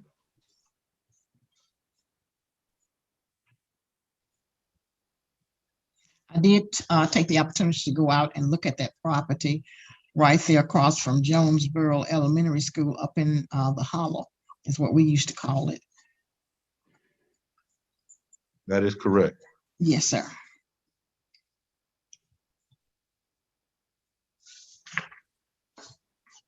Councilors, you seen this? Are you finished, Mayor Gully? Yes, Madam President. Councilors, you've seen the request from Mr. and Mrs. Thomas. Any concerns and or questions?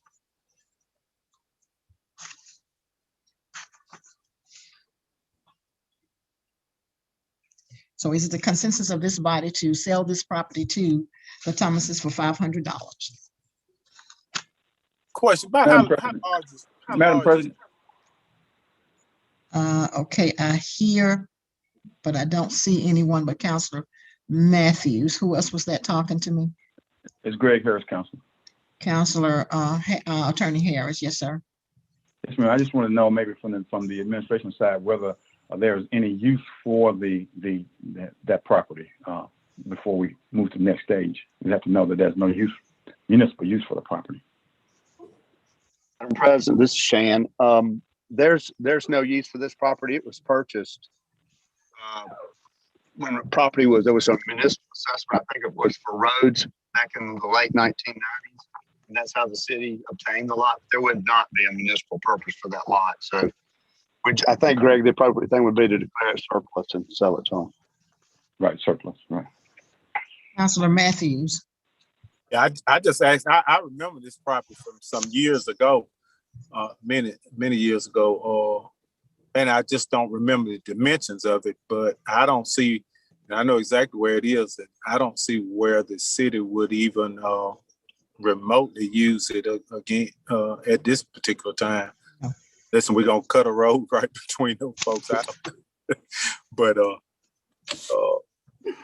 fine with me. I'm good.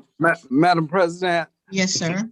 I am also very familiar with the property and do know that the Thomases, as long as I've been associated with that area, have kept that property up. So, and you're right, it's probably not a whole lot we can do with it. So I would be supportive of declaring it surplus and selling it to them for the 500. Attorney Paving, will you have the paperwork prepared on next week for a vote? Yes, ma'am. We'll have it ready. And the property's only 3,500 square feet total, so it's not a very big. It's not big at all. Thank you, councilors. Item number 12, please. Discussion on FEMA revised preliminary food insurance rate map. Mayor, was this you and or Mr. Gilbert? Madam President, I'm gonna let Mr. Gilbert speak and stuff to that. That was an item based on by us. Okay. Ron, are you? Yes, sir. Yes, sir. I'm on the line. I just about every 5 to 7 years, FEMA redoes their flood maps, and they have done that, and they're out for comment and appeal right now. Just wanted the council to be aware of that and forward the documentation to the council.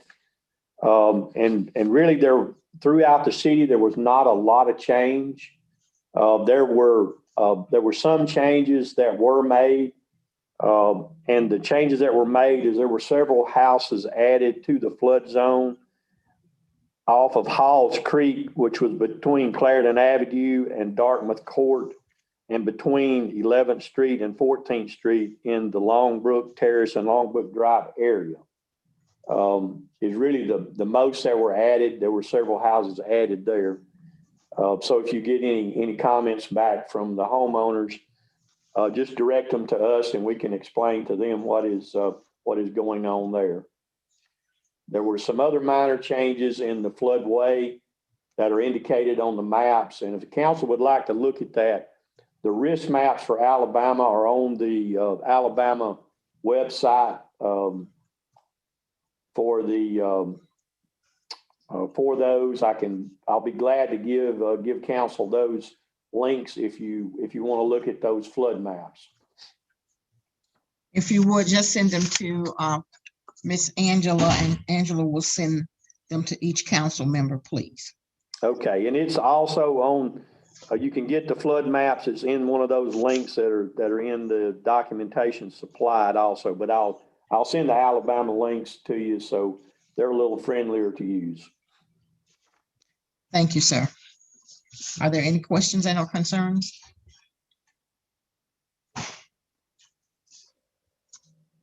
Item number 13, please.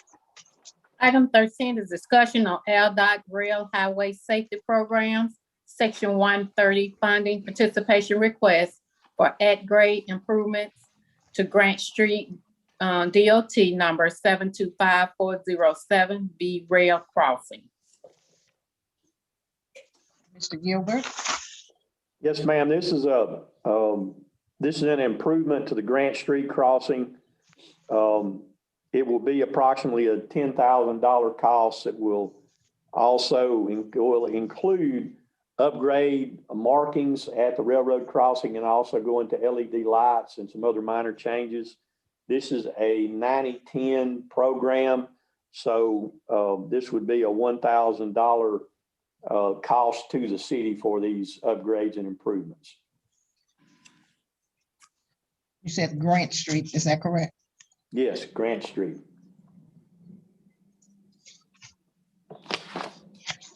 Councilors, are there any concerns and or questions to Mr. Gilbert concerning these upgrades?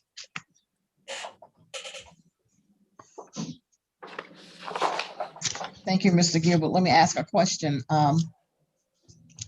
Attorney Payton, you will prepare the paperwork for next week for this. Yes, ma'am. Thank you, sir. Thank you. Item number 14, please. Discussion on Sweet Home. Sweet home. Councilors, this was brought up to us, and we've had citizens who wants to purchase the properties for a number of reasons. We did say that we will not lease and or rent, that we will sell the property. Is that the sentiments of this body?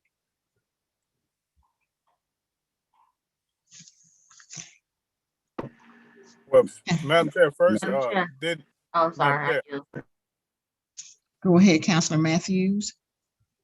I thought we had our last, if I remember correctly, I thought the question was asked about an appraisal, and then it was mentioned that we hadn't had an appraisal since back the last time we discussed it. Is there a need for another appraisal if in the event that we sell it?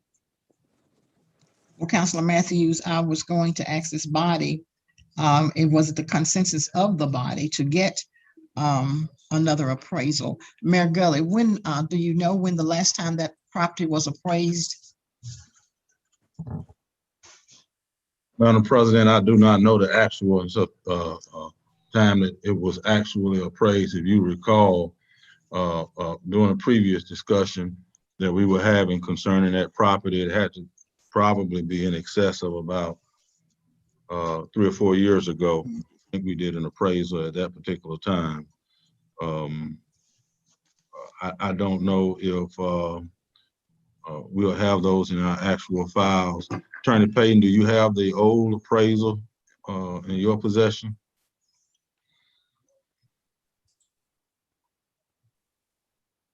I don't believe I do.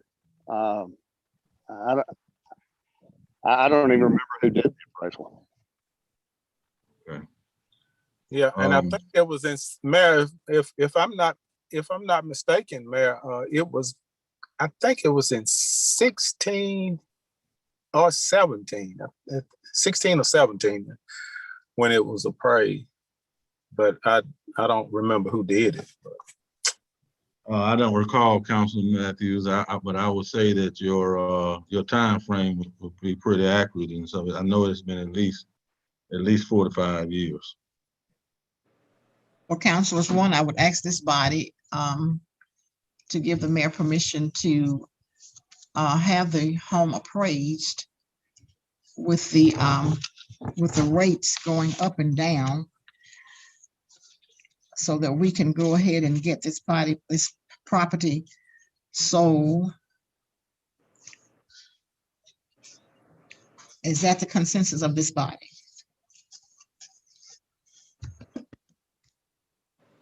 Yes, Madam Chair. I'm in agreement. Attorney, okay. Councilor Collier. Yes, ma'am, I'm in agreement with it. Yes, just a quick question for council. Will we be doing the same guidelines as we did with the old city hall? Just for it wouldn't be a property that sits there and, that we could buy back if it sits there. Will we be doing the same thing again? Will we consider doing the same thing again?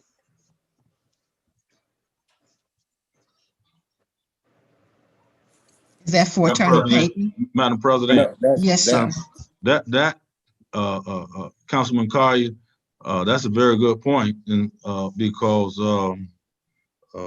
and that could, I would assume that whomever does the resolution, whether it's Attorney Payton or Attorney Harris, can add that stipulation in the resolution going forward. But I think that would be after the resolution authorizing the mayor and stuff to get an appraisal on the property.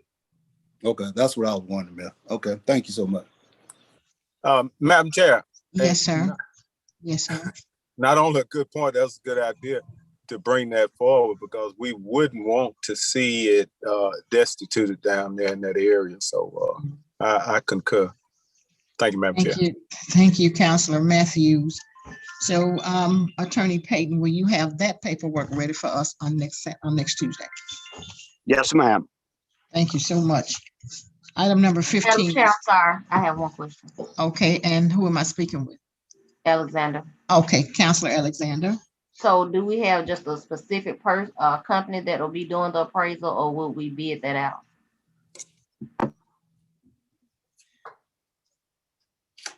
We don't have a specific company. I do know that, Councilor Alexander, that we hire out to do the appraisals. Of course, we have several companies here in the Bessemer area, but not a specific one that we hire out. No, ma'am. Thank you. You're welcome.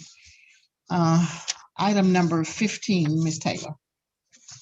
CDBG quarterly report request. I had that placed on. We did agree that we would ask for, request it, and then have the mayor to produce it on the following planning session, which will be the month of April. Thank you, councilors. Item number 16, please. TIF fund. Councilor Matthews, is that you? Yes, Madam Chair. Yes, we heard on last week concerning the TIF fund, and I've been looking for the TIF map, which I can't locate. Attorney Payton, do you remember where it may be archived? Not sure. Let me look. I'll check my files and see if I have a copy of the map. But my best recollection is that it starts there at Alabama Adventure Parkway, goes across the Powder Plant Road and down Powder Plant, and includes all that property in between 9th Avenue and Powder Plant Road and exit 108. I think those are the dimensions of it. Right, and that's my best recollection. Yes, recollection as well, because and I think it was alluded to by Mr. Lewis when he said something about the TIF, and that's why I asked about those funds that were still there, and it was told that it's approximately $180,000. And in saying that, by coming up Powder Plant Road, I think it picks up 5-Star, Powder Plant Lane, and some other roads that pulls off. Am I correct, Mr. Payton? I don't think it gets those on the opposite side of Powder Plant. It's just between Powder Plant and 9th Avenue. But I'll look. I'll check the map and see. Right, and one reason why we have a company down there that's willing to come to the table with finances, if that be the case, and put money toward some paving down there if the TIF, if it's in the TIF district, because those funds only can be used in the TIF district anyway, but that's predicated on them being a part of the district. Would that be a safe thing to say? If they are part of it? Yes, it would be. But first we need the map to see if it's included in there. and I'll continue to look, but it's a I think probably approximately Sam Hamrick old map, back to like early 2000s. Thank you, Madam Chair. We'll look forward to finding that map so we can determine whether it'll be feasible to go forward with meeting that company. Thank you, Councilor Matthews. But ask And this body. And Madam Chair, I'm gonna have to leave. Okay, one of my coworkers' visitation starts at 12 noon, so I'm gonna journey yes, sir. on. We're one item from finishing, and that's not going to take long. I'm asking this body to table item number 7 and item number 17. We're going to add a 16A, which would be Pyro Shows of Alabama for July the 4th. Mr. Norris, are you on the line? Or Mayor Gully, either or.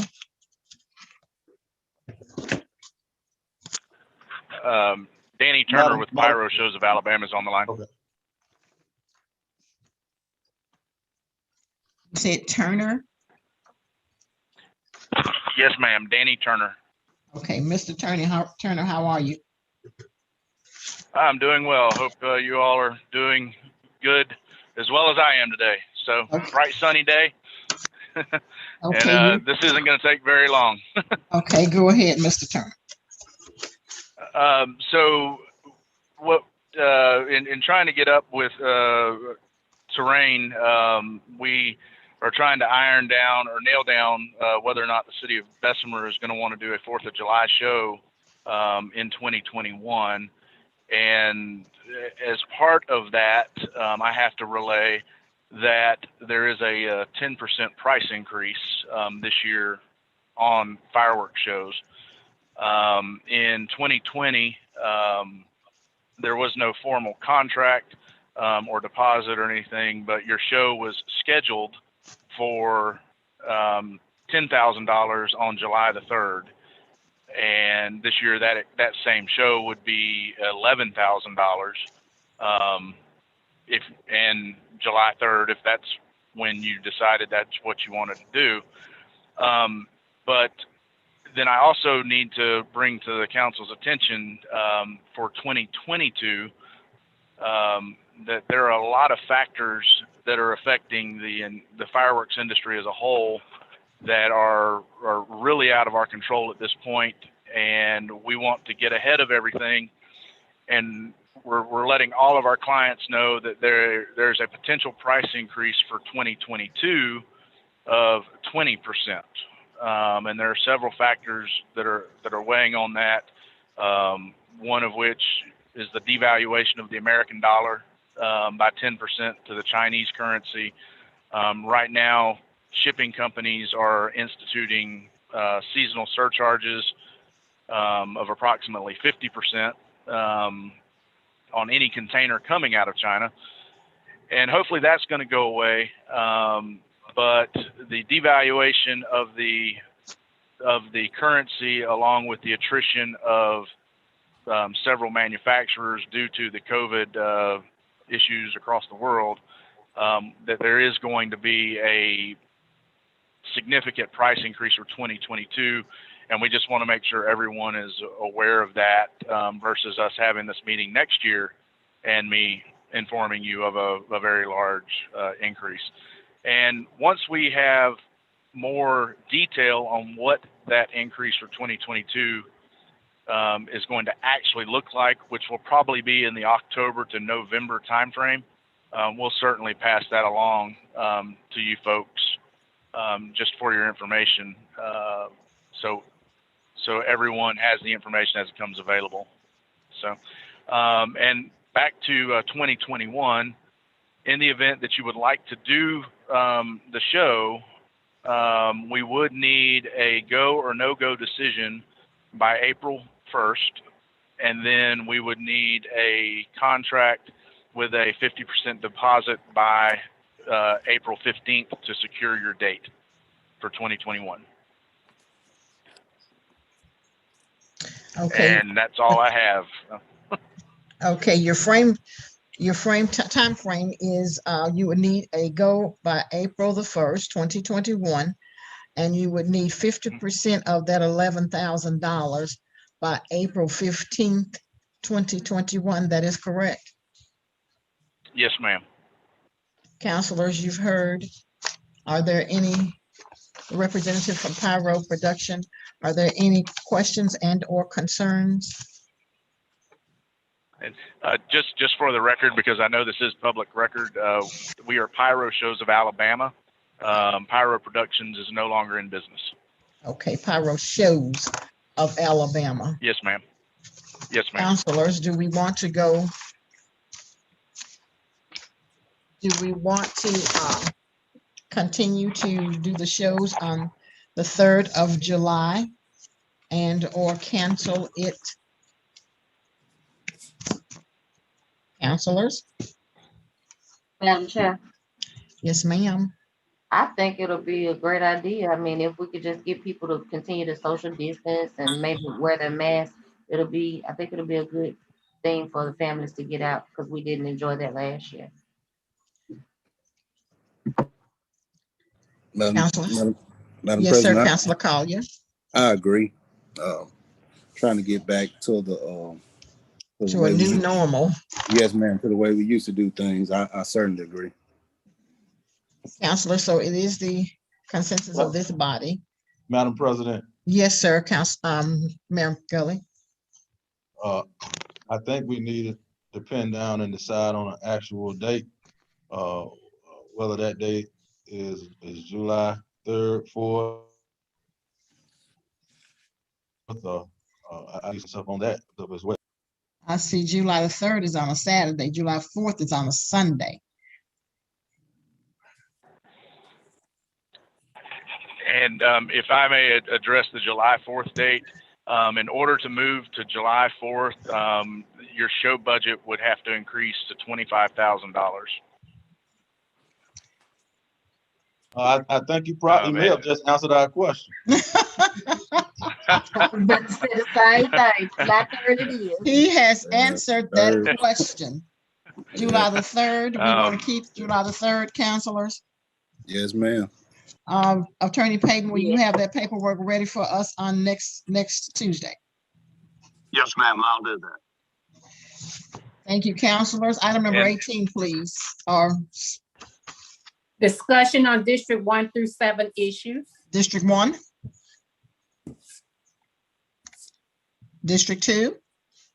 I'll forward them to Terrain since we've been in the meeting all day. Thank you, darling. District 4.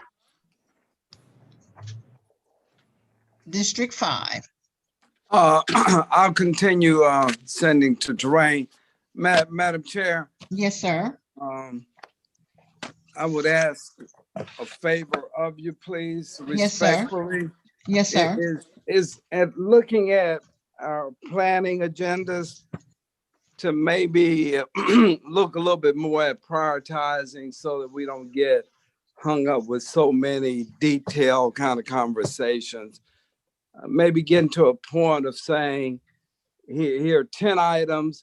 These are the ones we're going to deal with, or, loading up with some like Mr. Lewis, that solutions people, if they had been on, I mean, that just really takes a lot out of you.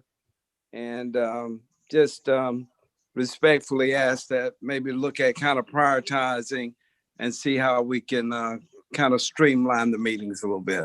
Thank you. Thank you, Counselor Marshall. District 6.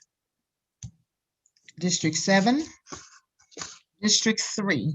District 3 will continue to forward everything to the mayor and to Rain's office. Again, District 3 will ask that we get some litter people over on the south side of Bessemer because we are a mess over there. Mayor Gully, I know that you say that you can't hire enough people to pick up litter, but can we get somebody of the crew that we have not been over there? And I can tell you now 4 weeks. Can we get someone, Dartmouth Avenue, 30th Fairfax Avenue? It's a mess over there. Thank you so much, counselors. I need a motion. Motion to second. adjourn. I need a second. Second. I need a roll call, please, Ms. Taylor. Okay, Counselor Alexander, Aye. Counselor Collier, Aye. Counselor Marshall, Aye. Counselor Thigpen, Counselor Matthews, Counselor Donald. Aye. 5 ayes, no nays, the motion carries. You all have a great week. Thank you and bye-bye. Bye.